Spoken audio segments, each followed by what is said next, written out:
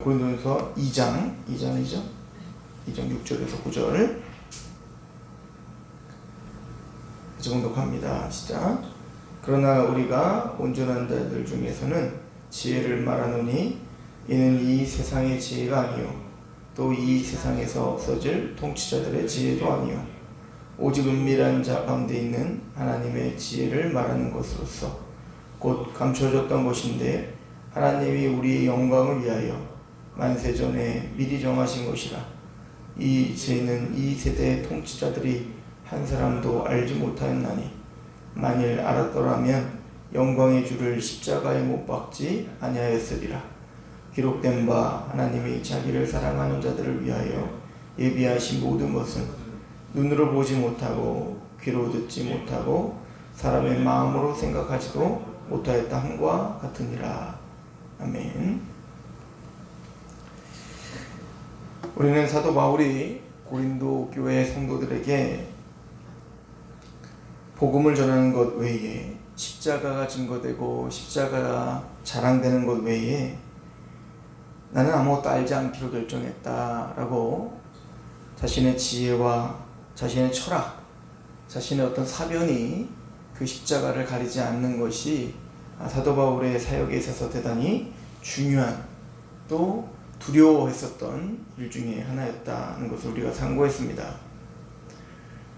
그래서 이제 2장 2절에 보면 내가 너희 중에 예수 그리스도와 그가 십자가에 못 박히신 것 외에는 아무것도 알지 아니하기로 작정했다. 사도 바울의 이 말의 그 마음 또 중심, 그 우선순위가 뭔지를 우리에게 잘 말해주고 있죠. 그러니까 십자가 외에는 난 말하지 않기로 결정했다.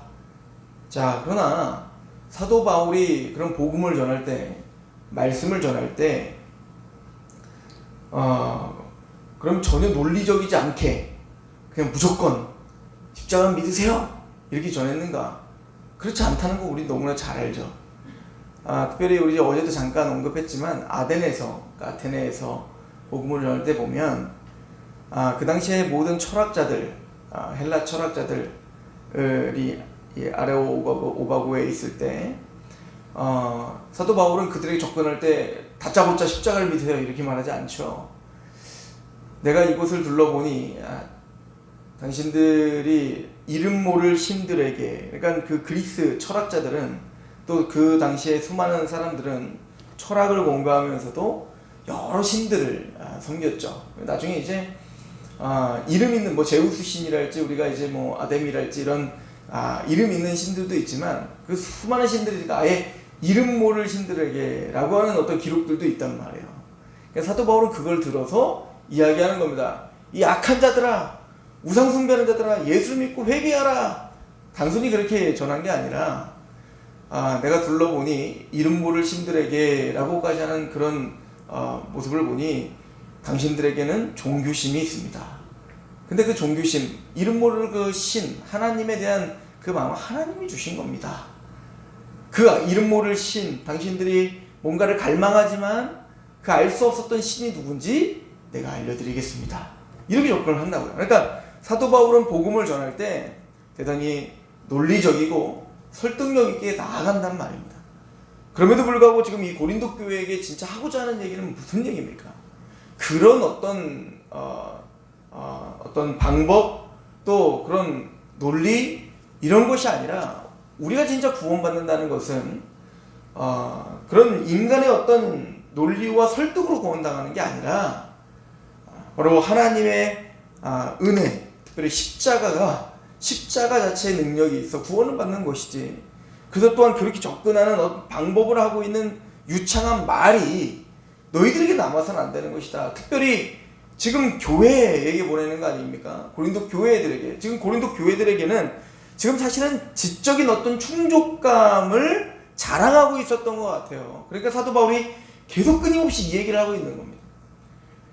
그래서 나는 아볼로, 나는 바울, 나는 베드로, 나는 예수파야 라고 이야기하면서 끊임없이 내가 배운 또 나의 스승이 더 낫다라고 하는 것이 이들의 어떤 자랑, 게다가 이 고린도 교회이기 때문에 그럽니다.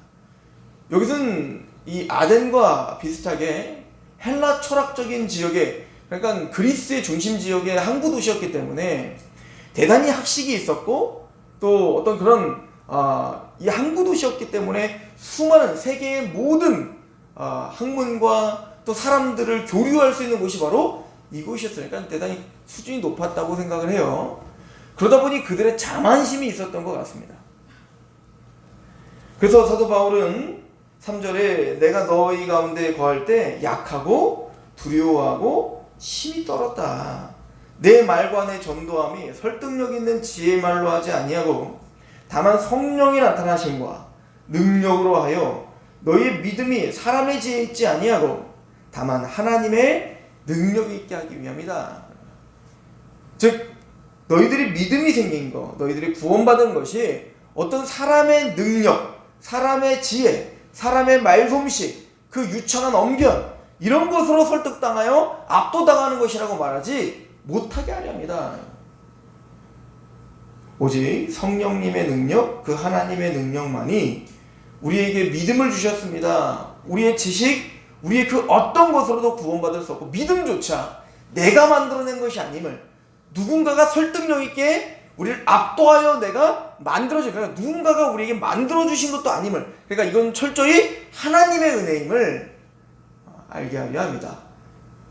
그러면 우리가 구원받는 것이, 믿음이 생긴다는 것이 전혀 지혜가 아닌가? 아니, 너희들이 자랑하고 있는 그런 어떤 사명과 유창한 말솜씨나 설득의 지혜, 그 세상의 지혜는 사실 하나님의 지혜로 말한다면 아무것도 아닌 거다. 우리 인간이 갖고 있는 지혜가 아무것도 아님을, 지금 우리가 자랑하고 우리가 말하고 있는 그런 지혜와 어떤 유창한 말솜씨, 우리가 자랑하고 있는 그 어떤 학식도 하나님의 지혜에서 본다면 아무것도 아님을 아는 지혜가 필요하다 이거예요. 그래서 오늘 본문의 시작하기를 이렇게 시작하는 거예요. 그러나 우리가 온전한 자들 중에서는 지혜를 말한다 이렇게 말하는 거예요. 나는 그런 인간의 지혜, 세상의 지혜로 말하지 않는다 이렇게 말해놓고 바로 사도 바울이 뭐라고 말하는 겁니까? 나는 지혜를 말한다 이렇게 말하는 거예요. 근데 누구에게? 우리가 온전한 자들 중에는, 이 온전한 자들 중에는, 이거 사실은 좀 논쟁은 있습니다. 이게 누구를 가리키는 거냐 라고 말 때 두 가지로 우리가 주장이 되어져요. 첫 번째는 이 온전한 자들, 사실 이게 직역하면 성숙한 자들, 완전한 자들 이런 뜻이에요.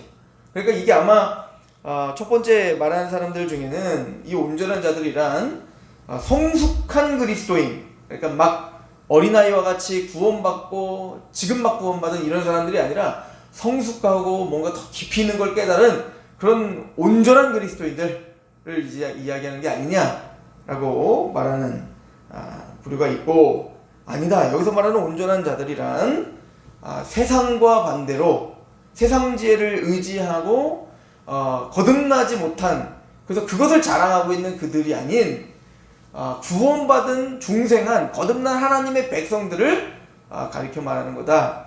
저는 후자를 지지합니다. 왜 그런가 하니 지금 이제 사도 바울이 이제부터 세상의 지혜와 하나님의 지혜를 이제는 비교하며 대조하며 우리에게 설명을 하기 때문에 그렇습니다. 즉 우리가 온전한 자들 중에서, 즉 성도들이라고 우리가 본다면 성도들 중에서, 성도들 안에서, 즉 하나님의 백성들에게 나는 지혜를 말한다 하는 거예요. 그런데 이는 이 세상의 지혜가 아니요 또 이 세상에 없어질 통치자들의 지혜도 아니다. 왜 그런가 하니 7절 오직 은밀한 가운데 있는 하나님의 지혜를 말하는 것으로서 곧 감춰졌던 것인데 하나님이 우리의 영광을 위하여 만세전에 미리 정하신 것이다.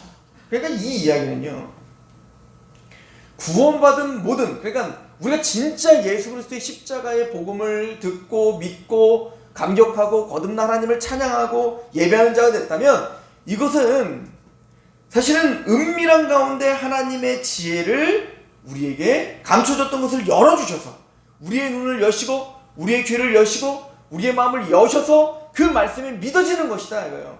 이거는 어떤 세상의 학식, 어떤 유능한 자들의 언변, 그 어떤 것으로도 주어질 수 없는 그 세상의 통치자들도 감히 가질 수 없는, 그 당시 알렉산더 대왕이 아리스토텔레스라고 하는 최고의 학문을 했었던 그 스승을 두고 개인 교습을 받으며 그렇게 학문을 연구했을지라도 그 알렉산더, 그 세상을 제패했던 알렉산더조차 감히 알 수 없었던 그 지혜, 그 어떤 세상의 권력과 힘과 부가 있을지라도 가질 수 없는 그 지혜, 이게 바로 복음의 지혜다, 이게 바로 믿음이다 라고 이야기하고 있는 거예요. 그래서 8절은 이렇게 말해요. 이 지혜는 이 세대의 통치자들이 한 사람도 알지 못하였나니 만일 알았더라면 영광의 주를 십자가에 못 박지 아니했다.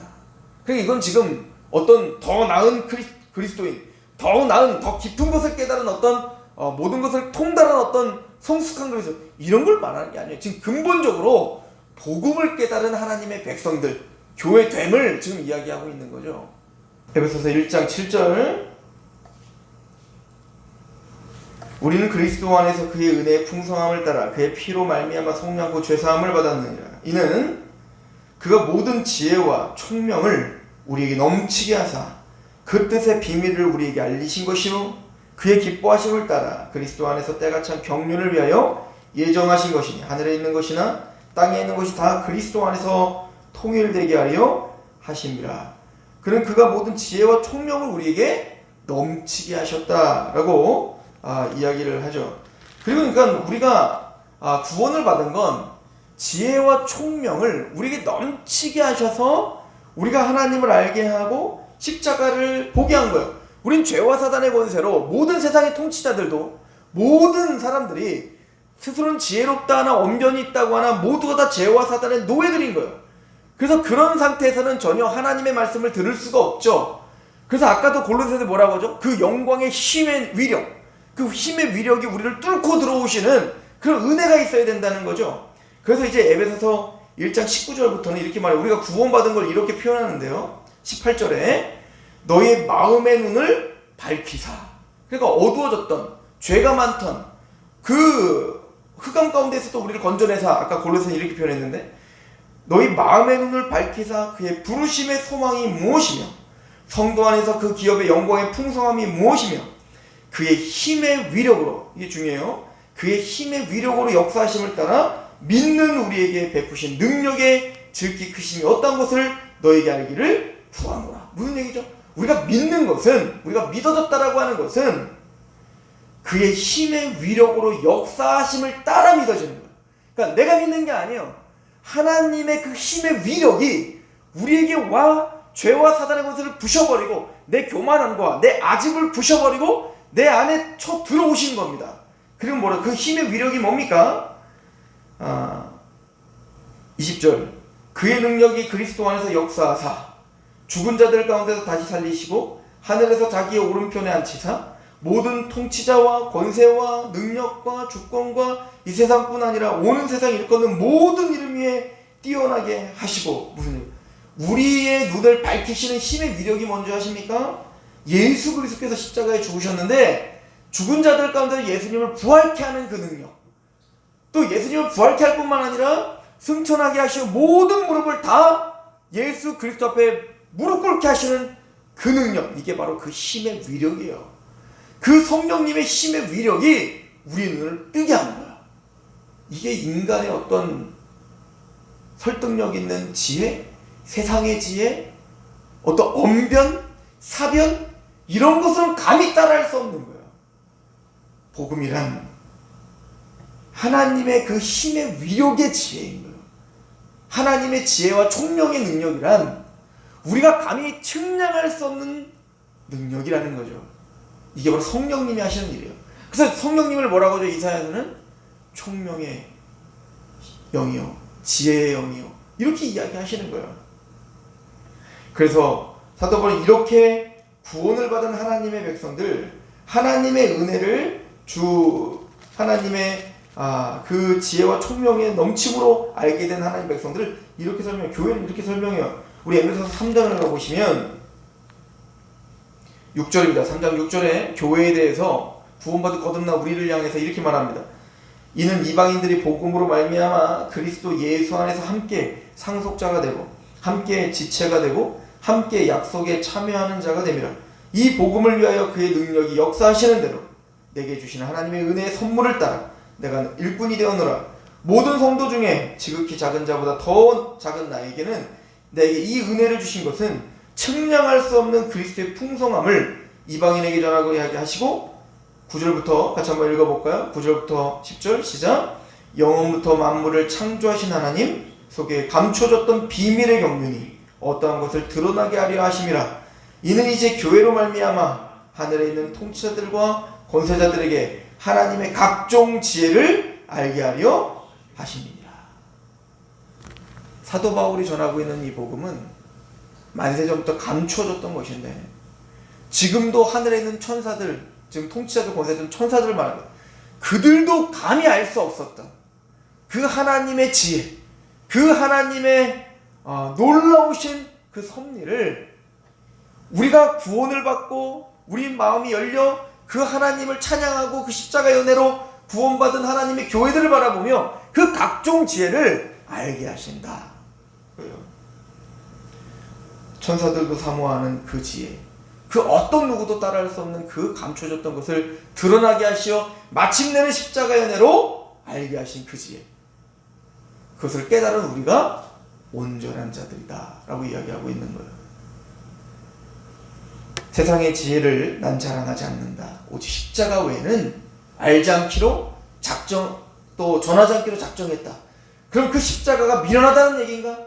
그 십자가가 정말 지혜가 없다는 얘기인가? 아니, 내가 전하고 있는 이 복음, 이 십자가는 세상의 지혜로 감히 알 수 없는 온전한 자들, 성숙한 자들만 알 수 있는 하나님의 감춰졌던 비밀인데 그 비밀이 그 힘의 위력으로 우리에게 알게 된 참된 지혜니라 라고 사도 바울은 선언하고 있는 것입니다. 우리가 오늘 자랑할 것은 우리의 학식이 아니요 세상의 언변이 아니라 그 어떤 누구도 측량을 할 수 없는, 세상의 통치자들도 감히 알 수 없는, 세상이 그러나 미련하게 보이는 그 복음, 그 감춰졌던 그 십자가의 은혜, 그 은혜가 우리의 자랑이면 그 은혜만이 우리를 통해서 전파되기를 또 알기를 작정했던 사도 바울의 마음이 왜 그렇게 담대했는지를 우리는 알 수가 있는 것입니다. 오직 은밀한 가운데 있는 하나님의 지혜를 말하는 자가 되시기를 축원합니다. 기도하겠습니다. 하나님 아버지, 우리는 세상 지혜를 자랑하지 않습니다. 우리의 생각과 마음을 뚫고 들어오시어 미련한 우리의 마음이 밝혀지며 눈이 떠지고 귀가 열려 하나님의 말씀이 들려지며 세상의 지혜로 감히 측량할 수 없는 그 기쁨, 세상의 지혜로 감히 따라할 수 없는 그 안식과 평강이 우리에게 주어졌음을 찬양합니다. 하나님, 우리에게 믿음을 주셔서 감사합니다. 지혜와 총명을 주셔서 감사합니다. 그 어떤 학식과 지혜로도 따라할 수 없는 그 십자가의 은혜, 그 십자가의 지혜를 우리에게 허락해 주셔서 감사합니다. 오늘 그 십자가를 자랑하며 그 측량할 수 없는 그 비밀을 알게 하신 하나님을 예배할 수 있는 하루가 되게 하옵소서. 예수 그리스도의 이름으로 감사하며 기도합니다.